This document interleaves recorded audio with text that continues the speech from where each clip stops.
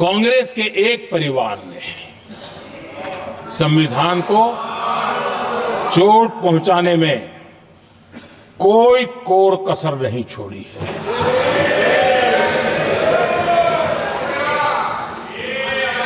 और मैं इसलिए एक परिवार का उल्लेख करता हूं कि 75 साल की हमारी यात्रा में 55 साल एक ही परिवार ने राज किया है। इसलिए देश को क्या क्या हुआ है ये जानने का अधिकार है। और इस परिवार के कुविचार, कुरीति, कुनीति, इसकी परंपरा निरंतर चल रही है। हर स्तर पर इस परिवार ने संविधान को चुनौती दी।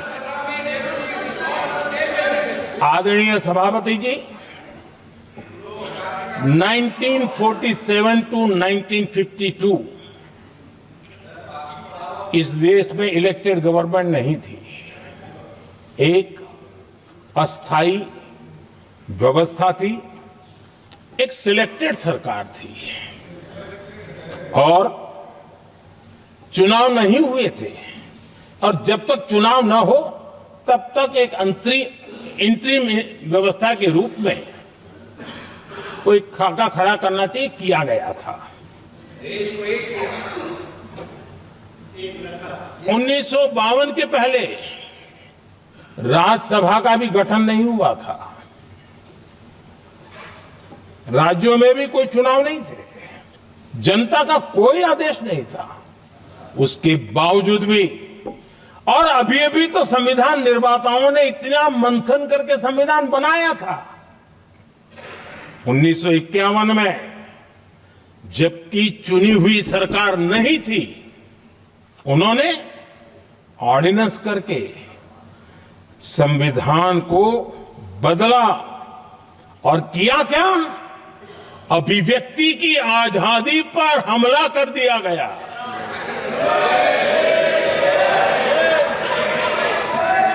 और ये संविधान निर्माताओं का भी अपमान था, क्योंकि ऐसी बातें कोई संविधान सभा में नहीं आई होगी, ऐसा नहीं है। लेकिन वहां उनकी चली नहीं,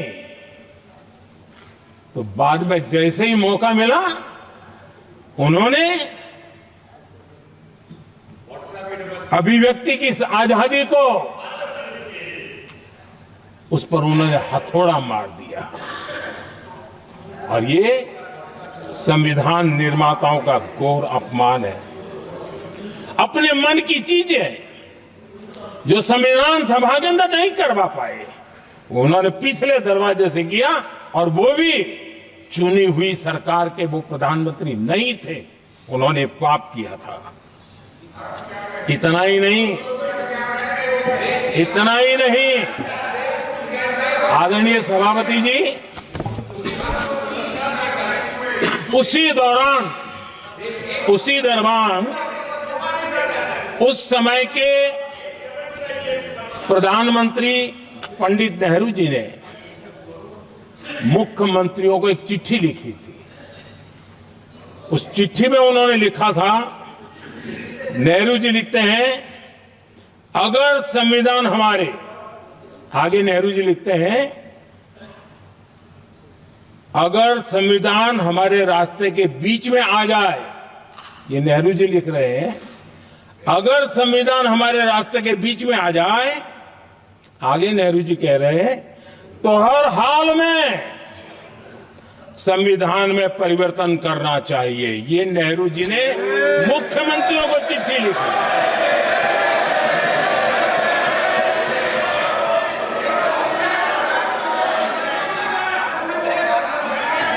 और आदरणीय सभापति जी,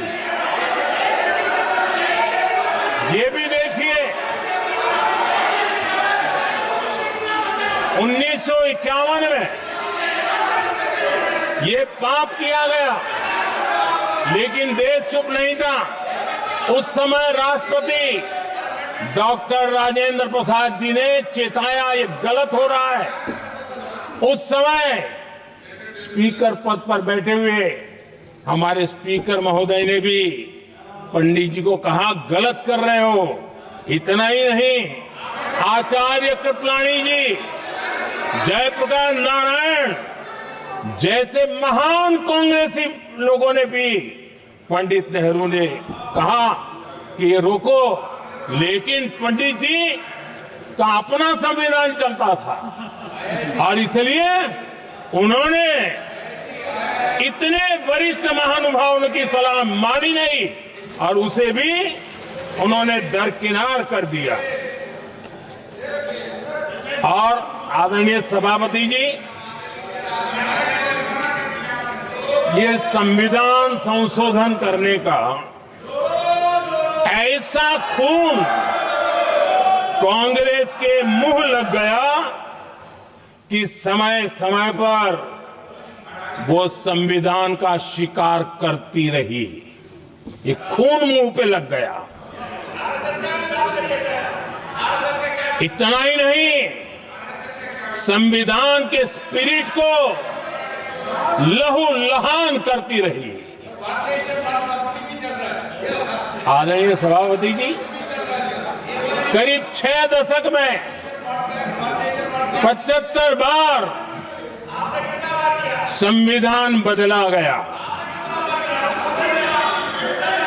आदरणीय सभापति जी, जो बीज देश के पहले प्रधानमंत्री जी ने बोया था, उस बीज को खाद पानी देने का काम एक और प्रधानमंत्री ने किया। उनका नाम था श्रीमती इंदिरा गांधी।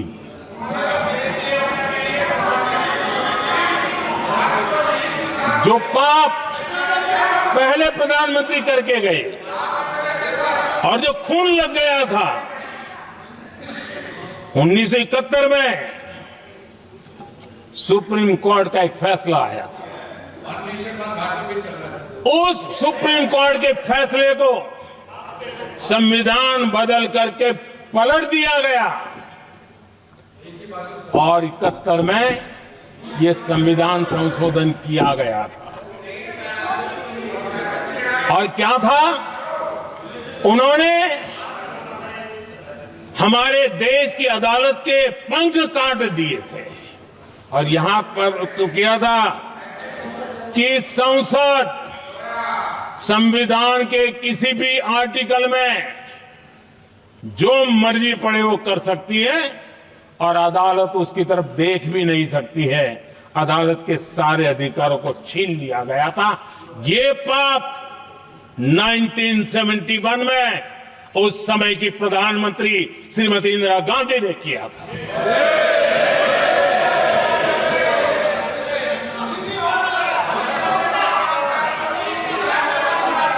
और इस परिवर्तन ने इंदिरा जी की सरकार को मौलिक अधिकारों को छीनने का और न्यायपालिका पर नियंत्रण करने का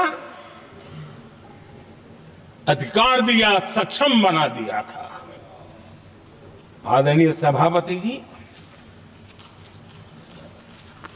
खून मुंह पे लग गया था, कोई रोकने वाला था नहीं। और इसलिए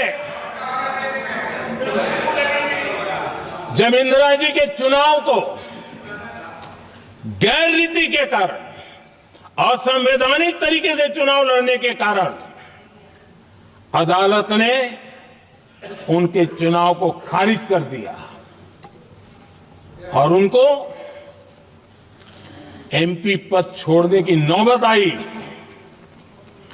तो उन्होंने गुस्से में आकर के देश पर इमरजेंसी थोप दी, आपातकाल लगा दिया अपनी कुर्सी बचाने के लिए।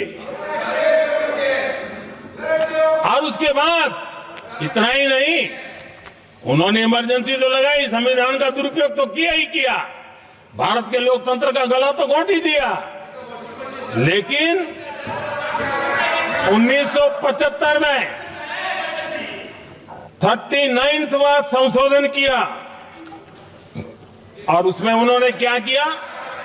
राष्ट्रपति, उपराष्ट्रपति, प्रधानमंत्री, अध्यक्ष, इनके चुनाव के खिलाफ कोई कोर्ट में जा ही नहीं सकता है, ऐसा उन्होंने, और वो भी रिट्रोस्पेक्टिव किया।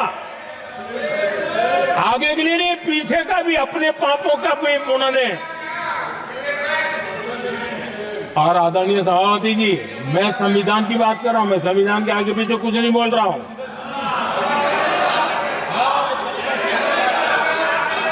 आदरणीय सभापति जी,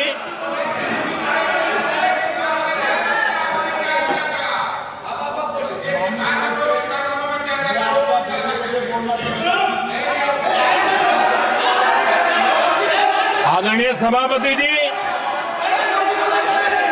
इमरजेंसी में लोगों के अधिकार छीन लिए गए, देश के हजारों लोगों को जेलों में ठूंस दिया गया, न्यायपालिका का गला घोंट दिया गया, अखबारों की स्वतंत्रता पर ताले लगा दिए गए। इतना ही नहीं, कमिटेड जुडिशरी, इस विचार को उन्होंने पूरी ताकत दी। और इतना ही नहीं, जिस जस्टिस एच.आर. खन्ना ने उनके चुनाव में उनको खिलाफ जो जजमेंट दिया था, वो इतना गुस्सा भरा था कि जब जस्टिस एच.आर. खन्ना, जो सीनियरिटी के आधार पर सुप्रीम कोर्ट के चीफ जस्टिस बनने थे, जिन्होंने संविधान के सम्मान करते हुए उस स्पिरिट से इंदिरा जी को सजा दी थी, उन्होंने मुख्य न्यायाधीश नहीं बनने दिया। ये संविधान और अलोकतांत्रिक प्रक्रिया रही।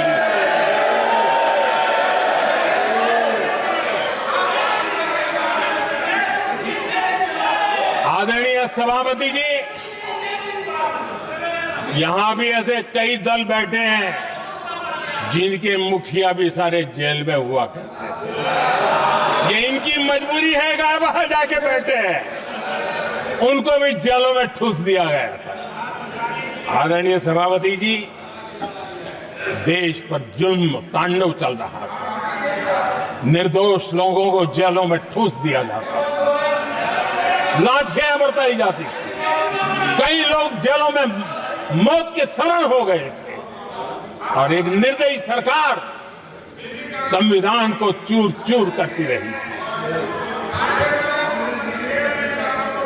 आदरणीय सभापति जी, ये परंपरा यहां नहीं रुकी। जो परंपरा नेहरू जी ने शुरू की थी, जिसको दूसरे प्रधानमंत्री जी इंदिरा जी ने आगे बढ़ाया, क्योंकि खून मुंह पे लग गया था, और इसलिए राजीव गांधी जी प्रधानमंत्री बने। उन्होंने संविधान को एक और गंभीर झटका दे दिया। सबको समानता, सबको समानता, सबको न्याय, उस भावना को चोट पहुंचाई। आदरणीय सभापति जी, आपको मालूम है, सुप्रीम कोर्ट ने शाहबानो का जजमेंट दिया था। एक भारत की महिला को न्याय देने का काम संविधान की मर्यादा और स्पिरिट के आधार पर देश की सुप्रीम कोर्ट ने दिया था। एक वृद्ध महिला को उसका हक मिला था सुप्रीम कोर्ट से, लेकिन उस समय के प्रधानमंत्री राजीव गांधी ने शाहबानो की उस भावना को, सुप्रीम कोर्ट की उस भावना को नकार दिया, और उन्होंने वोट बैंक की राजनीति के खातिर संविधान की भावना को बलि चढ़ा दिया और कट्टरपंथियों के सामने सर झुकाने का काम कर दिया। उन्होंने न्याय के लिए तड़प रही एक वृद्ध महिला को साथ देने के बजाय उन्होंने कट्टरपंथियों का साथ दिया। संसद में कानून बना करके सुप्रीम कोर्ट के निर्णय को फिर एक बार पलट दिया गया। आदरणीय सभापति जी, बात वहां से नहीं अटकी है। नेहरू जी ने शुरू किया, इंदिरा जी ने आगे बढ़ाया और राजीव जी ने भी उसको ताकत दी, खाद पानी देने का काम किया। क्यों? संविधान के साथ खिलवाड़ करने का लहू उनके मुंह लग गया। आदरणीय सभापति जी, अगली पीढ़ी भी इसी खिलवाड़ में जुड़ी पड़ी है।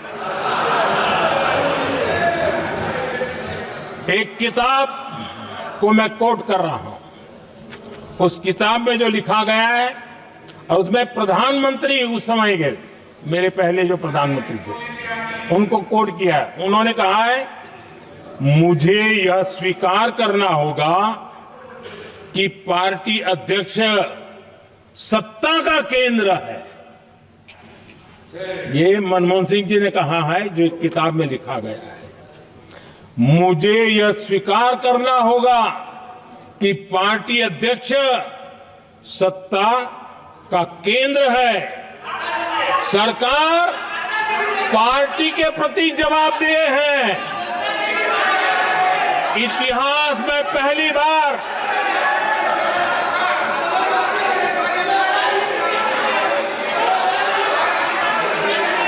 आदरणीय सभापति जी, नहीं, आप सदन इतिहास में पहली बार ये तरीका बिल्कुल ठीक नहीं है। सदन के नेता बोल रहे हैं, आपको मर्यादा रखनी चाहिए। ऐसे सदन नहीं चलेगा इस तरीके से, गलत तरीका आपका ये। माननीय प्रधानमंत्री जी। आदरणीय सभापति जी, इतिहास में पहली बार संविधान को ऐसी गहरी चोट पहुंचा दी गई। संविधान निर्माताओं ने चुनी हुई सरकार और चुने हुए प्रधानमंत्री की कल्पना तक ही हमारा संविधान था, लेकिन इन्होंने तो प्रधानमंत्री के ऊपर एक गैर संवैधानिक, और जिसने कोई शपथ भी नहीं लिया था, नेशनल एडवाइजरी काउंसिल पीएमओ के भी ऊपर बैठा दिया। पीएमओ के ऊपर अघोषित दर्जा दे दिया गया।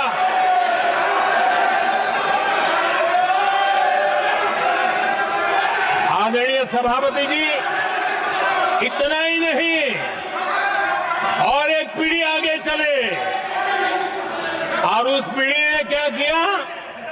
भारत के संविधान के तहत देश की जनता जनार्दन सरकार चुनती है और वो सरकार का मुखिया कैबिनेट बनाता है। ये संविधान के तहत है।